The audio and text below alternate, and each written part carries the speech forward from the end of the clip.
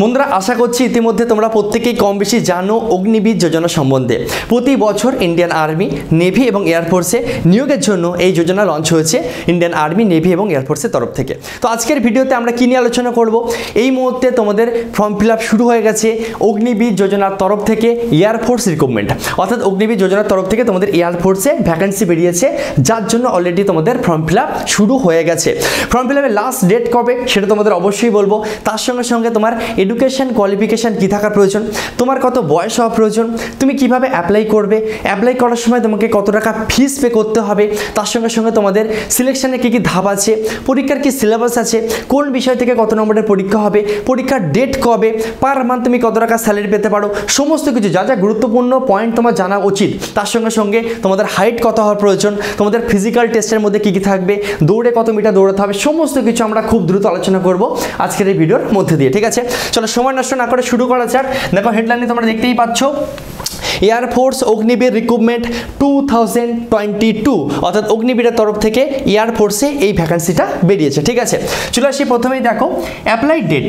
তোমাদের form fill up শুরু হয়ে গেছে 24 তারিখ থেকে, চলবে জুলাই মাসের 5 তারিখ অবধি। ঠিক আছে, প্রত্যেককেই আমি বলবো যে চেষ্টা করবে আগেই ফর্ম ফিল আপ করে নেওয়ার, নাহলে কিন্তু শেষের দিকে গিয়ে তোমাদের সার্ভার ডাউন হয়ে যাবে, সেক্ষেত্রে ফর্ম ফিল আপ করতে তোমাদের প্রবলেম হতে পারে। ঠিক আছে, ডেট অনেক অল্প, 24 তারিখ থেকে জুলাই মাসের 5 তারিখ অবধি। ঠিক আছে, এক্সাম ডেট তোমাদের পরীক্ষা কবে হবে, পরীক্ষা হবে 24শে জুলাই 2022, আর মোটামুটি ডিসেম্বর মাসের মধ্যে, মানে এই বছরের মধ্যে তোমাদের কিন্তু যারা যারা চাকরি পাবে ডিসেম্বর মাসের মধ্যে সমস্ত প্রক্রিয়া কিন্তু কমপ্লিট হয়ে যাবে। ঠিক আছে, ফিসের কথা যদি বলি, দেখো অবশ্যই অ্যাপ্লাই করার যে পদ্ধতি সেটা সম্পূর্ণ অনলাইন, যে লিঙ্কে গিয়ে তোমাকে অ্যাপ্লাই করতে হবে, এবং তার সঙ্গে সঙ্গে এই মুহূর্তে দাঁড়িয়ে যে অফিসিয়াল নোটিফিকেশান আউট হয়েছে তার লিঙ্ক তোমাদের সুবিধার জন্য ডিসক্রিপশানে দেওয়া থাকবে। ঠিক আছে, দেখো অ্যাপ্লাই করবে তুমি অনলাইনে, তুমি জেনারেল হও কি, এসসি হও কি, এসটি হও কি, ওবিসি হও কি, ইডব্লিউএস ক্যান্ডিডেট হও, তুমি যেমনই ক্যান্ডিডেট হও না কেন প্রত্যেকের জন্য ফর্ম ফিল আপের যে ফিস সেটা হচ্ছে 250 টাকা। ঠিক আছে, বয়সের ব্যাপারে চলে আসি।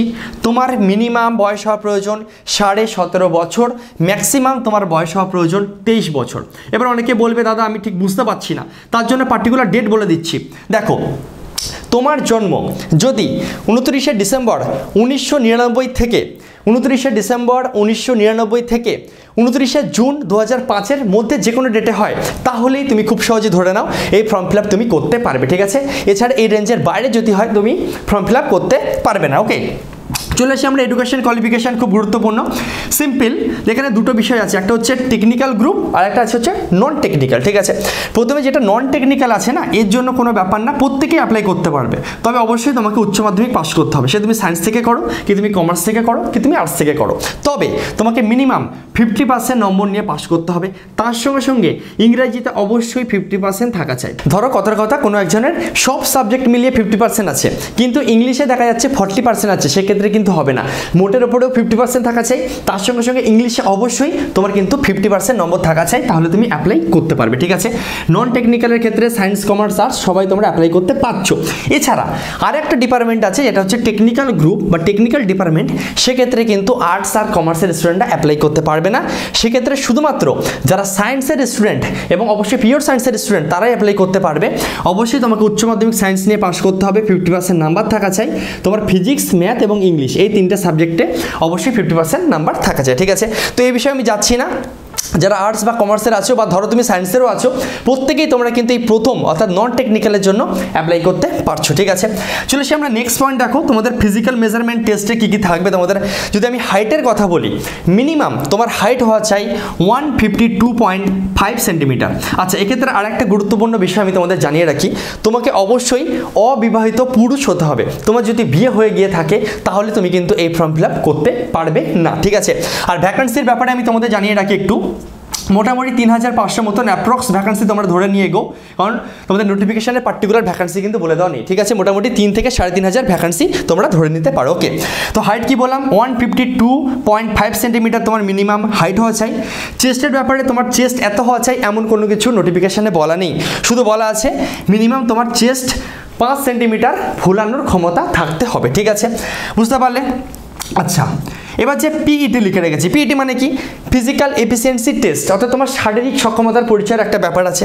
সেক্ষেত্রে তোমাকে 10টা পুশ আপ মেরে দেখানোর ক্ষমতা রাখতে হবে, তার সঙ্গে সঙ্গে 10টা সিট আপ মেরে দেখাতে হবে এবং 20টা স্কোয়াটস অর্থাৎ উঠবোস করার ক্ষমতা তোমাকে রাখতে হবে, ঠিক আছে।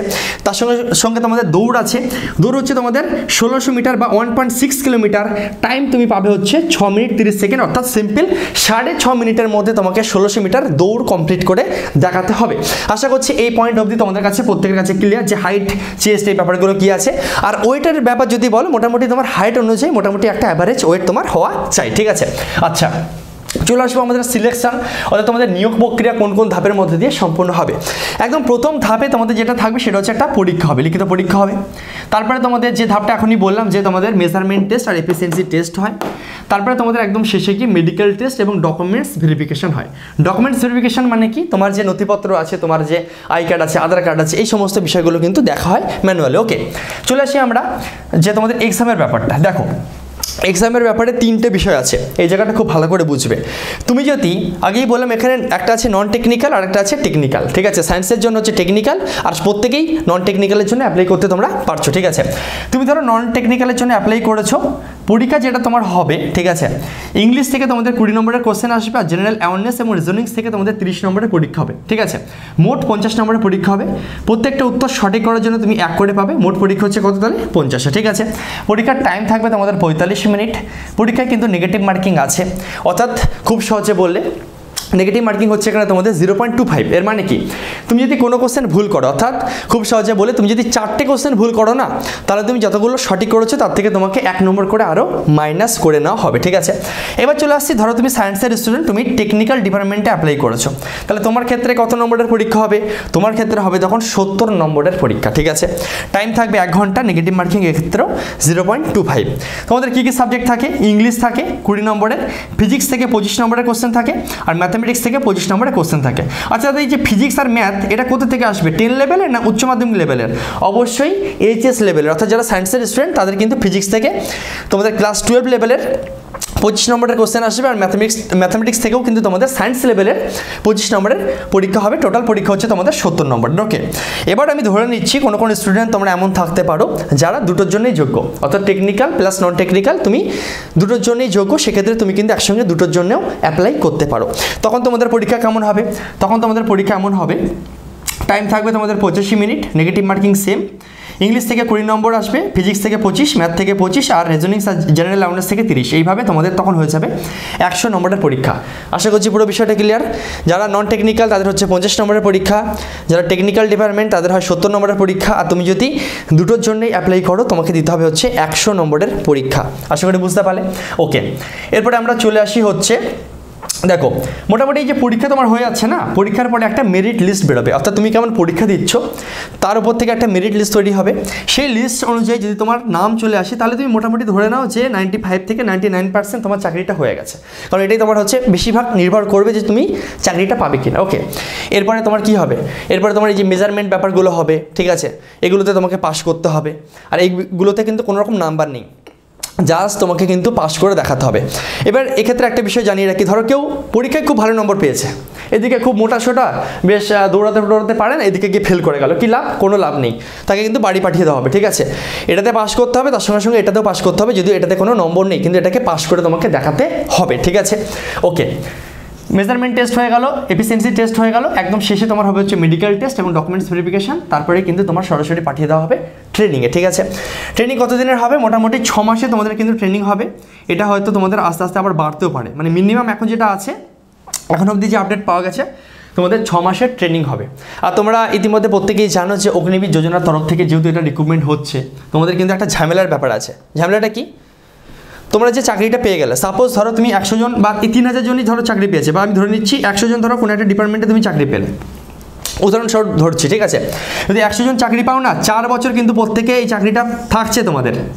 4 বছরের পরে কি হবে, 25% ক্যান্ডিডেট কি হবে, পুরোপুরি পার্মানেন্ট হবে, আর 75% ক্যান্ডিডেটকে কি করা হবে, রিটায়ারমেন্টে পাঠিয়ে দেওয়া হবে। আমি 100 উদাহরণ এই ধরনের নিলাম। পার 100 জনের মধ্যে ভালো করে বুঝবে, ধরো এই মুহূর্তে 100 জন তোমরা চাকরি পেয়েছো, সেই 100 জনের মধ্যে 25 জন পুরোপুরি পার্মানেন্ট হবে 4 বছর পরে। আর 4 বছর পরে কি হবে, মানে 4 বছর অবধি 100 জনই চাকরি করবে। 4 বছর পরে কি হবে, 4 বছর পরে 25 জন তাদের আরও চললো, তাদের চাকরিটা আরও চললো, তাদের কিন্তু পুরোপুরি পার্মানেন্ট হয়ে যাবে। আর 75%কে কিন্তু ছাঁটাই করে দেওয়া হবে, অর্থাৎ রিটায়ারমেন্টে পাঠিয়ে দেওয়া হবে। অর্থাৎ 4 বছর পরে তোমাকে প্রমাণ করতে হবে যে তুমি এয়ারফোর্সে থাকার যোগ্য। আর নাহলে কিন্তু তুমি যদি 75%-এর মধ্যে পড়ে যাও, তোমাকে কিন্তু কী করা হবে, রিটায়ারমেন্টে পাঠিয়ে দেওয়া হবে। ঠিক আছে, এটা একটা ঝামেলার ব্যাপার আছে, এই বিষয়টা নিয়ে অনেকেই অখুশি। তো যাই হোক, তোমার মতামত তুমি কমেন্টে জানিও। চলে আসি আমরা স্যালারির ব্যাপারে। দেখো, স্যালারির ব্যাপারে খুব ভালো করে বুঝে নাও ব্যাপারটা।